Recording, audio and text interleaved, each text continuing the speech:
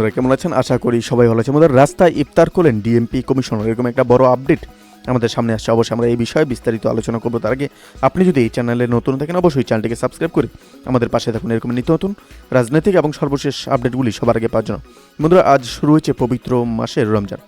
কর্মব্যস্ত মানুষ অফিস শেষে যেখানে ছুটে চলেছেন আপনজনদের সাথে ইফতার করতে, সেখানে ডিএমপি কমিশনার হাবিবুর রহমান ঘরে ফেরা মানুষদের নির্বিঘ্নে ঘরে পৌঁছতে অফিস শেষে নেমে পড়েন রাস্তায়।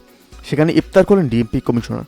মঙ্গলবার প্রথম রোজায় ডিএমপি কমিশনার ঢাকায় বিভিন্ন স্থানে ট্রাফিক ব্যবস্থা পর্যবেক্ষণ শেষে সোনারগাঁও ক্রসিংসে তার পরিবারের সাথে ইফতার করতে পারেন। তার জন্য ডিএমপি পক্ষ থেকে বিশেষ ট্রাফিক ব্যবস্থা গ্রহণ করা হয়েছে। ঢাকা মেট্রোপলিটন পুলিশের ট্রাফিক সদস্যদের সঙ্গে অতিরিক্ত জনবল মোতায়েন করেছে। তিনি বলেন যে সোনারগাঁও ক্রসিং ঢাকা শহরে ব্যস্ততম একটি স্থান।